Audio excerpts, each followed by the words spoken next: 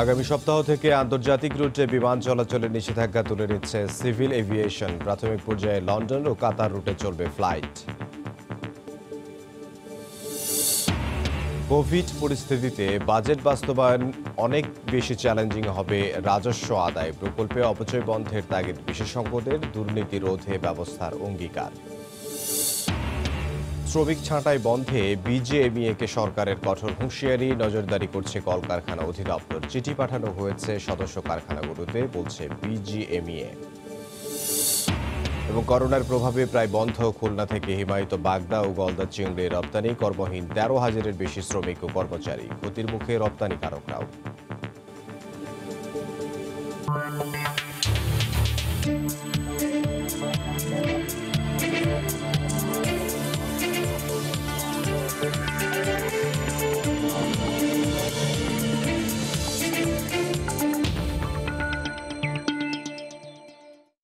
আমন্ত্রণ জানাচ্ছি দেশ ও দেশের বাইরের অর্থ বাণিজ্যের নানা খবর নিয়ে আমাদের নিয়মিত আয়োজন এ সময়ের বাণিজ্যে। আপনাদের সঙ্গে আছে আমি ইমদাদুল হক।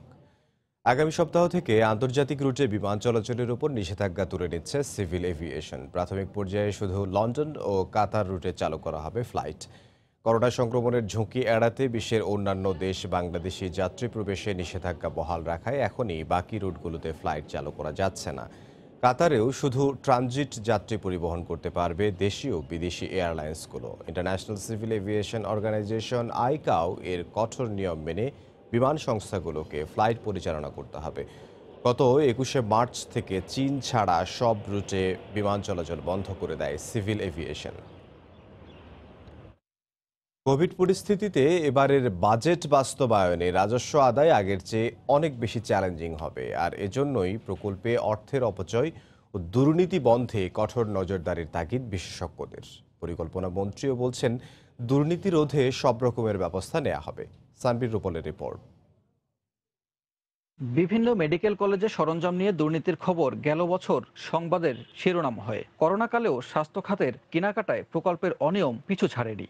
এছাড়া শেষ কয়েক বছরে রূপপুর পরমাণু বিদ্যুৎ প্রকল্পে বালিশকাণ্ড কিংবা পর্দা কেলেঙ্কারির খবরও অজানা নয়। প্রকল্পের এমন অপচয় দুর্নীতির খবর মাঝে মধ্যেই হয়ে ওঠে টক অফ দি কান্ট্রি। এমন বাস্তবতায় করোনার এই সংকটের মধ্যেই ২০২০-২১ অর্থ বছরের বাজেট পেশ করতে যাচ্ছে সরকার। ৮.২% উচ্চ প্রবৃদ্ধি লক্ষ্যমাত্রা ধরেই বাজেটের সম্ভাব্য আকার ৫,৫৭,০০০ কোটি টাকা, যা চলতি অর্থ বছরের চেয়ে ৩৪,০০০ কোটি টাকা বেশি। এর মধ্যে ১,০৫৮টি প্রকল্পের জন্য ২,০৫,১৪৫ কোটি টাকার উন্নয়ন বাজেটের অনুমোদন দেওয়া হয়েছে। আগের বছরের চেয়ে প্রকল্প কমানো হয়েছে ৫০৬টি।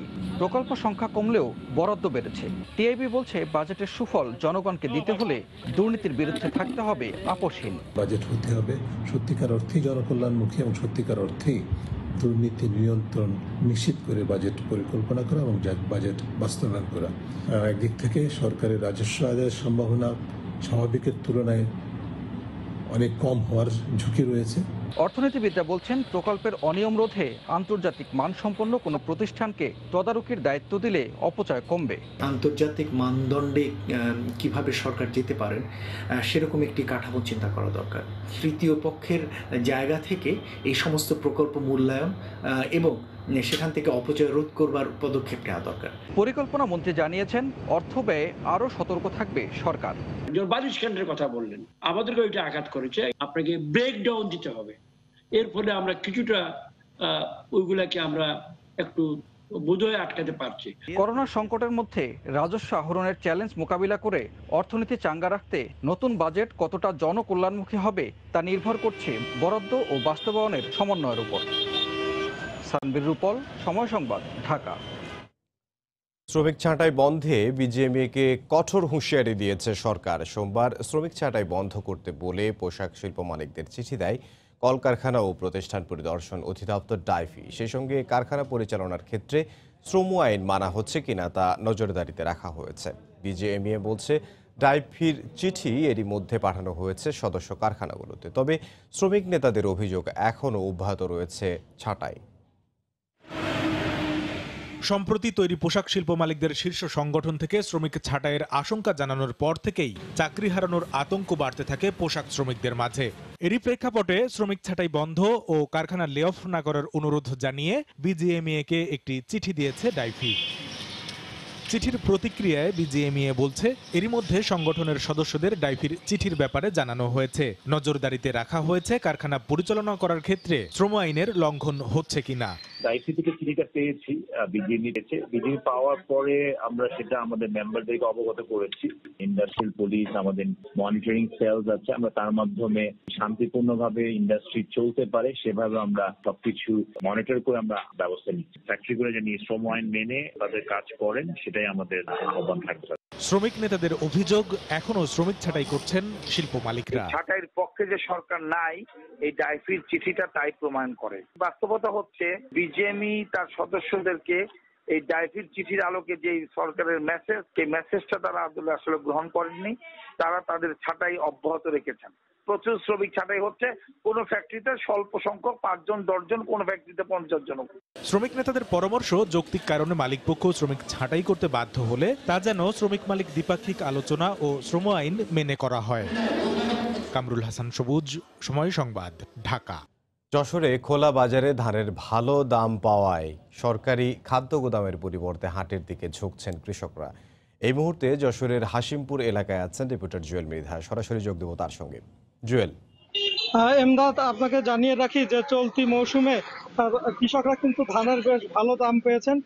এবছর ধানের দাম শুরু হয়েছে 950 টাকা থেকে এবং এখন প্রায় 1150 টাকা পর্যন্ত ধানের দাম পেয়েছেন কৃষকরা।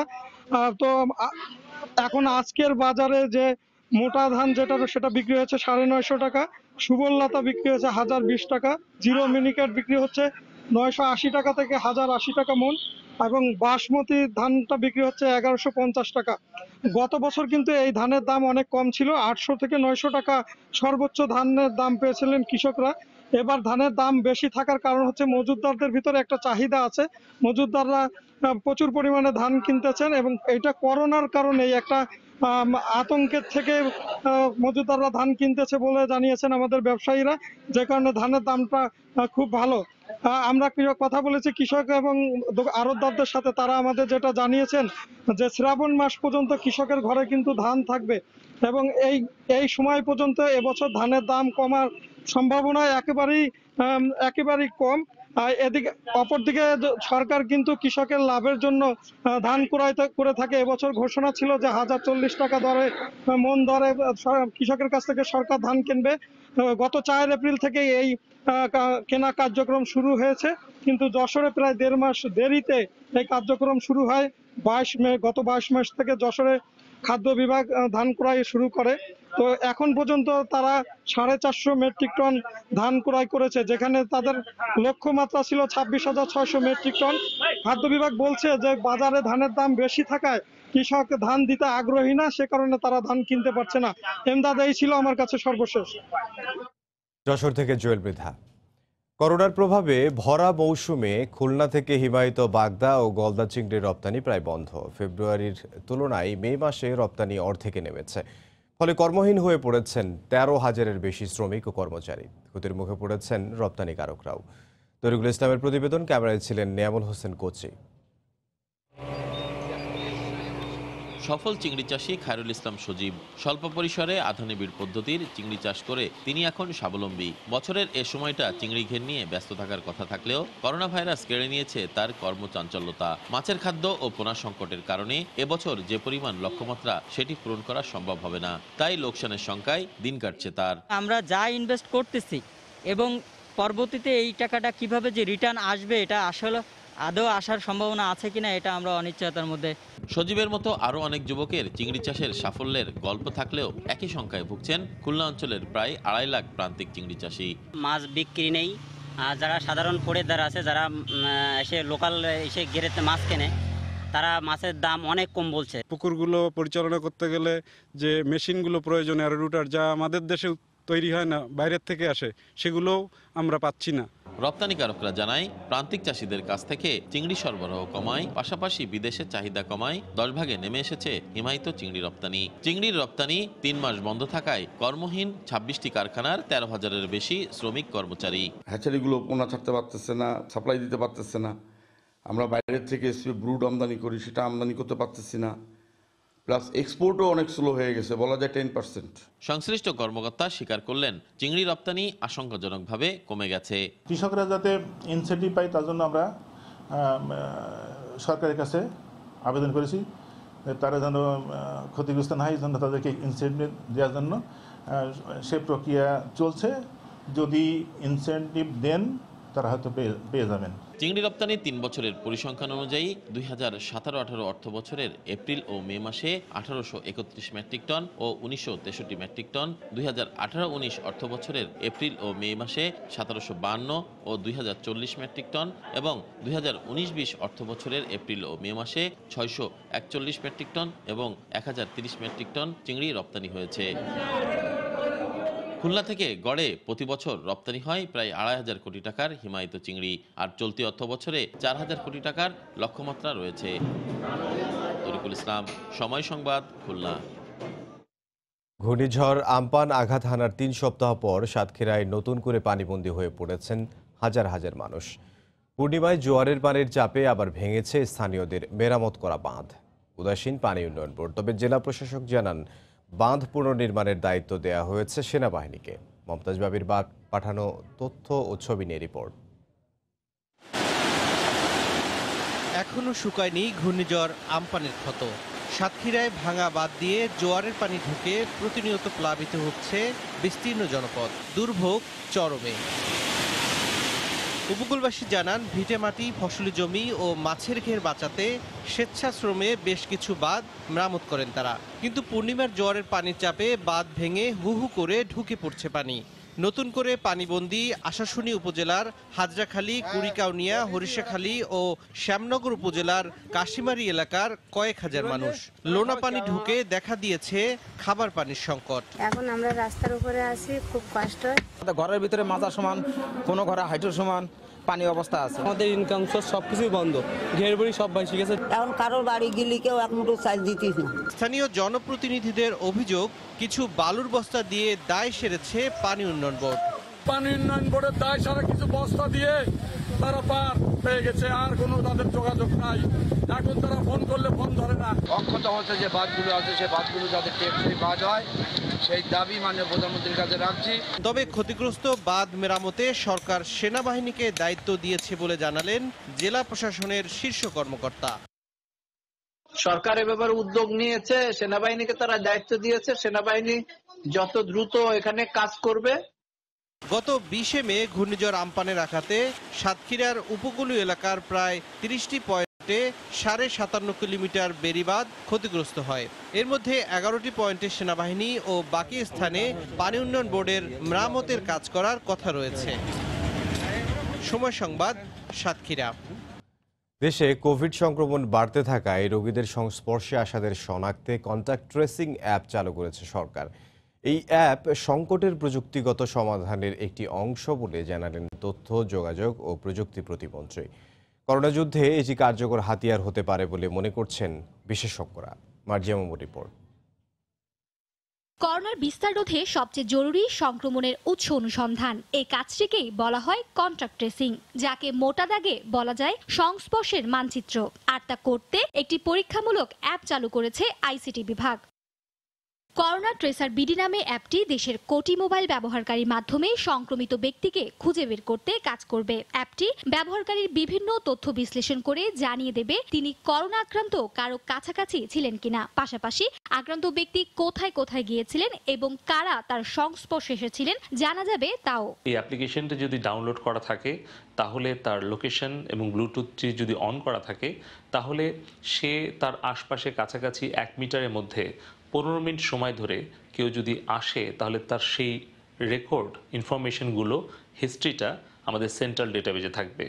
ফলে সেই ব্যক্তি যদি 2 দিন পরে বা 5 দিন পরে যদি করোনা ভাইরাসে আক্রান্ত হন, তাহলে তার কাছাকাছি গত 7 দিন বা 15 দিনে কারা এসেছিল সেটি আমরা এই অ্যাপ্লিকেশনের মাধ্যমে আমরা তথ্যটি পাবো। এছাড়া আক্রান্ত ব্যক্তি বার্তা পাঠিয়ে নিজের সংস্পর্শে আসাদের সতর্ক করতে পারবেন। এতে করে সামাজিক সংক্রমণ প্রতিরোধ অনেকটাই সহজ হবে।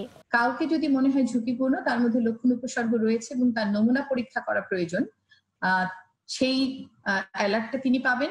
নতুন অ্যাপটি ইতিমধ্যেই সাধারণ মানুষের মধ্যে আগ্রহ তৈরি করেছে। আমার ফোন যদি আমাদেরকে অ্যালার্ট দিয়ে দেয় যে ইনি আক্রান্ত বা এই এলাকায় এত ভাগ আক্রান্ত, তাহলে জীবন চলাচল করা অনেক সহজ হয়ে যাবে। আমাদের অনেক সুবিধা হবে যেহেতু সরকার চালু করছে। বিশ্ব স্বাস্থ্য সংস্থার নির্দেশনা মেনে তৈরি হয়েছে বলে অ্যাপটির মাধ্যমে ব্যক্তিগত তথ্য সুরক্ষা নিশ্চিত করা হয়েছে। There is one screen in the app. এই স্ক্রিনটাতে আপনার করোনা রিলেটেড স্ট্যাটাসটা সবসময় আপডেট হবে। আমরা অনুরোধ করব যে আপনারা অবশ্যই on regular basis, at the minimum on daily basis এই স্ক্রিনটা চেক করবেন আপনার স্ট্যাটাস দেখার জন্য। এরই মধ্যে যুক্তরাষ্ট্র, যুক্তরাজ্য সহ অনেক দেশে চালু হয়েছে এ ধরনের অ্যাপ। ইবোলা মহামারীর সময়ও অ্যাপটি ব্যবহার করা হয়েছিল। মার্জিয়া মুমু, সময় সংবাদ, ঢাকা। এ সময়ের বাণিজ্যে আরও থাকছে। করোনা মহামারীর কারণে 2021 সালে 5% বেশি সংকুচিত হবে বিশ্ব অর্থনীতি। মাথাপিছু আয় কমবে প্রায় 4%, আভাস বিশ্বব্যাংকের। করোনা পরিস্থিতির কারণে 2 মাসের বেশি সময় বন্ধ থাকার পর পুনরায় আমদানি রপ্তানি কার্যক্রম শুরু হয়েছে হিলি স্থলবন্দরে। সোমবার রেকর্ড 2.5 কোটি টাকার বেশি রাজস্ব আদায় হয়েছে এই স্থলবন্দরে। দীর্ঘদিন বন্ধ থাকার পর পুনরায় স্বাস্থ্যবিধি মেনে আমদানি রপ্তানি কার্যক্রম শুরু হয়েছে হিলি স্থলবন্দরে। এতে স্বস্তি ফিরেছে বন্দরের শ্রমিক, কর্মচারী ও C&F এজেন্টদের মাঝেও। হিলি কাস্টমস কর্তৃপক্ষের হিসেব অনুযায়ী সোমবার এই স্থলবন্দরে 2,52,55,000 টাকা রাজস্ব আদায় হয়েছে, যা এবছরে একদিনের সর্বোচ্চ রাজস্ব আদায় বলে জানিয়েছে বন্দর কর্তৃপক্ষ। এদিন ভারত থেকে পেঁয়াজ, বাদাম, জিরা ও বীজ সহ বিভিন্ন পণ্যবাহী 40টি ট্রাক আসে। অন্যদিকে ভারতে রপ্তানি হয়েছে 6 ট্রাক রাইস ব্র্যান্ড অয়েল। করোনার কারণে 2 মাস বন্ধ থাকার পর পুনরায় কর্মচাঞ্চল্য ফিরেছে হিলি স্থলবন্দরে। সোমবার একদিনের রেকর্ড 2.5 কোটি টাকার বেশি রাজস্ব আদায় হয়েছে স্থলবন্দরে। এই মুহূর্তে বন্দর এলাকায় আছেন রিপোর্টার শফিকুল ইসলাম শফিক। চলে যাচ্ছি তার কাছে। শফিক। ধন্যবাদ ইমরাদ। আপনি যেমনটা বলছিলেন, প্রায় 2 মাস 12 দিন বন্ধ থাকার পরই মূলত হিলি স্থলবন্দর দিয়ে গতকাল থেকে আমদানি রপ্তানি কিন্তু দুটাই কিন্তু শুরু হয়েছে। গতকালকে আমরা দেখেছিলাম যে এখানে 40টা ট্রাক, এখানে পণ্যবাহী ট্রাক ভারত থেকে প্রবেশ করেছে হিলি বন্দরে এবং বাংলাদেশ থেকে ভারতের অভ্যন্তরে 6টা পণ্যবাহী ট্রাক রপ্তানি হয়েছে। আমরা গতকালকে দেখেছি এখানে 40টা ট্রাকের মধ্যে আপনার জিরা, বাদাম, এখানে বীজ এবং সবচেয়ে বড় কথা পেঁয়াজ এখানে আমদানি হয়েছিল। আর একটা বিষয় আমরা দেখেছি যে এখানে বিশেষ করে যে হিলি স্থলবন্দরে কিন্তু একটা বাণিজ্যিকভাবে কিন্তু বিভিন্ন লোক এখানে পণ্য কিনতে এসে থাকে। প্রথম দিনই আমরা এখানে লক্ষ্য করেছি দেশের বিভিন্ন দূর দূরান্ত থেকে এখানে পণ্য কিনতে অনেক ধরনের পাইকার এখানে এসেছে। আমরা পাইকারদের সমাগম দেখেছি এখানে, তারা পণ্য কিনে নিয়ে গেছে। আর একটা বিষয় এখানে, যেহেতু এখানে এই স্থলবন্দরে C&F এজেন্ট, কর্মচারী, এখানে কয়েক হাজার মানুষ এখানে কর্ম হয়ে থাকে। মানে অল্প কিছু গাড়ি ঢুকলো তাদের মধ্যে যেন একটা প্রাণ চাঞ্চল্যতা কিন্তু আমরা লক্ষ্য করেছি। এখানে C&F এজেন্ট তারা খুলে বসেছে। আজকেও সকাল থেকে দ্বিতীয় দিনের মধ্যে আমদানি এবং রপ্তানি হচ্ছে। সকাল থেকে আমরা দেখেছি প্রায় অনেক সকাল থেকে এখানে আমদানি হয়েছে। এখানে 20টা ট্রাক প্রবেশ করেছে। এখন আবার ভারতে আবার রপ্তানি হচ্ছে। এখানে যে রাইস ব্র্যান্ড অয়েল কিন্তু আপনার ভারতে রপ্তানি হয়ে থাকে, এখন আবার রপ্তানি আমরা দেখতে পাচ্ছি। আজকে আমরা বন্দর কর্তৃপক্ষ বলেছে যে এখানে প্রায় 150 মেট্রিক টন কিন্তু রাইস ব্র্যান্ড অয়েল ভারতে রপ্তানি হবার কথা রয়েছে। আমি এখানে আমদানিকারকদের সাথে কথা বলেছিলাম। আমদানিকারকরা বলছেন যেহেতু বন্দরে ব্যবসা সচল রাখতে সব ধরনের যে জীবাণুনাশক, যে স্প্রে থেকে শুরু করে তারা সব ধরনের কিন্তু এখানে ব্যবস্থা নিয়েছে। আর একটা বিষয় আপনাকে জানিয়ে রাখি যে যেহেতু ভারত এবং স্থলবন্দর এখানে প্রায় 500 গজের একটা রাস্তা, এখানে সব ধরনের জীবাণুনাশক থেকে শুরু করে সব ধরনের তারা ব্যবস্থা নিয়েছে। এবং আরেকটা বিষয় হচ্ছে যে এখানে 0 পয়েন্ট এবং হচ্ছে হিলি স্থলবন্দরে দেখবেন যে বিভিন্ন জায়গায় কিন্তু বিভিন্ন কর্তৃপক্ষ তারা কিন্তু এখানে যে বিভিন্ন জীবাণুনাশক তারা মারছে কিনা বা স্প্রে করছে কিনা এটা কিন্তু তারা কিন্তু এখানে তারা পর্যবেক্ষণ করছে। ইমদাদ, হিলি স্থলবন্দর থেকে আমদানি রপ্তানি ছিল। এসে আমাকে সর্বশেষ খবর ইমদাদ। শফিকুল ইসলাম শফিক আমাদের সঙ্গে যোগ দিয়েছিলেন হিলি স্থলবন্দর থেকে। এদিকে করোনার প্রাদুর্ভাবে দেশের বৃহত্তম স্থলবন্দর বেনাপোল বন্দরের সাথে পেট্রাপোল বন্দরের আমদানি রপ্তানি বাণিজ্যে ধীরগতি দেখা দিয়েছে। 2.5 মাস বন্ধ থাকার পর আমদানি বাণিজ্য শুরু হলেও এখনও বন্ধ আছে রফতানি বাণিজ্য। ভারতে প্রবেশের অপেক্ষায় বেনাপোল বন্দরে প্রায় 250 ট্রাক বিভিন্ন রফতানি পণ্য নিয়ে অপেক্ষায় রয়েছে। বন্দরে পণ্য প্রবেশের 3টি গেট দিয়েই পণ্য আমদানি হচ্ছে। অন্যান্য সময় প্রতিদিন গড়ে 3 থেকে 400 ট্রাক প্রবেশ করলেও এখন 2 দিনে 50টিরও কম ট্রাক প্রবেশ করেছে। ব্যবসায়ীরা আশা করছেন খুব শিগগিরই এ বন্দর দিয়ে রফতানি বাণিজ্যও চালু হবে। ভারত সরকারের লকডাউনের কারণে গেল 22 মার্চ ভারতের সাথে আমদানি রফতানি বাণিজ্য বন্ধ হয়ে যায় বেনাপোল বন্দর দিয়ে। পেট্রাপোল বন্দরে আটকা পড়ে প্রায় 5000 ট্রাক।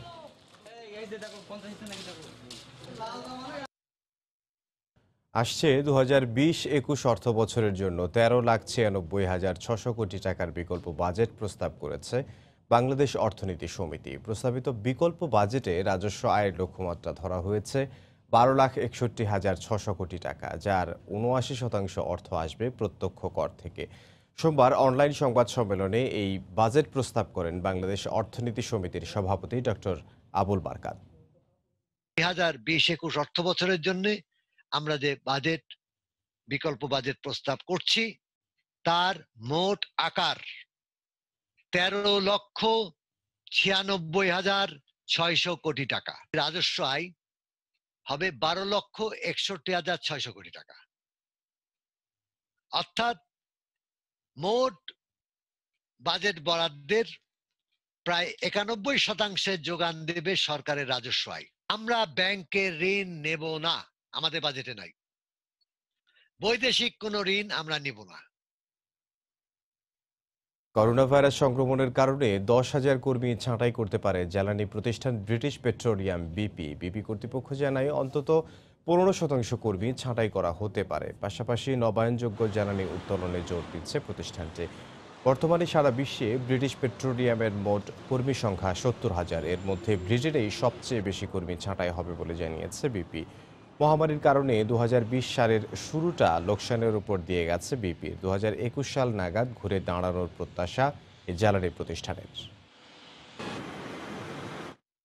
আন্তর্জাতিক ই কমার্স প্রতিষ্ঠান আলিবাবা বাংলাদেশে 500 কোটি টাকা বিনিয়োগের সিদ্ধান্ত নিয়েছে। এ লক্ষ্যে বাংলাদেশে লজিস্টিক অবকাঠামো উন্নয়ন ও 64 জেলায় 150টিরও বেশি হাব স্থাপন করবে আলিবাবার সহযোগী প্রতিষ্ঠান দারাজ।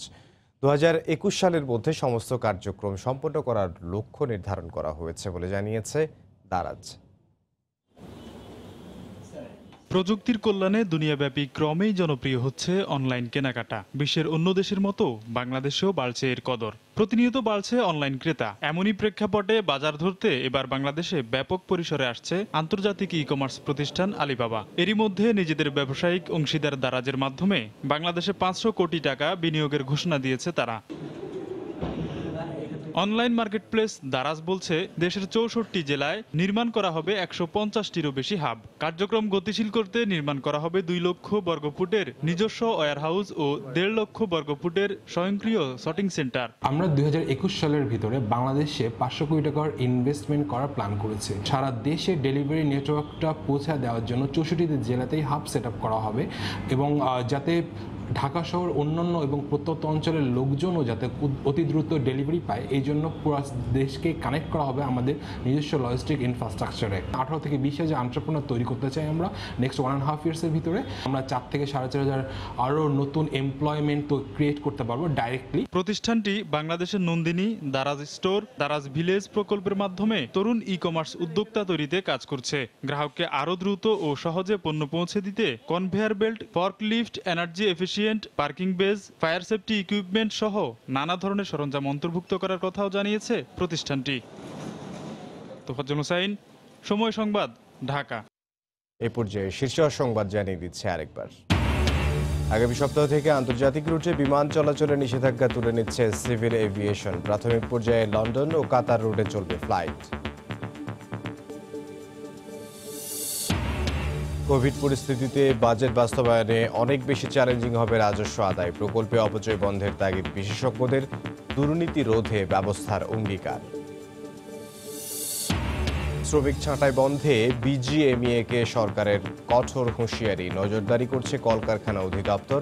চিঠি পাঠানো হয়েছে সদস্য কারখানাগুলোতে, বলছে বিজিএমইএ। এবং করোনার প্রভাবে প্রায় বন্ধ খুলনা থেকে হিমায়িত বাগদা ও গলদা চিংড়ি রপ্তানি কর্মহীন 13,000-এর বেশি শ্রমিক ও কর্মচারী, ক্ষতির মুখে রপ্তানিকারকরাও। এই ছিল এ সময়ের বাণিজ্যে। যে কোনো খবর পেতে ভিজিট করুন সময়নিউজ.tv। আপনার মোবাইলে সময় টিভি দেখতেও সব খবর পেতে ডাউনলোড করুন সময় অ্যাপ আর সঙ্গে থাকুন সময়।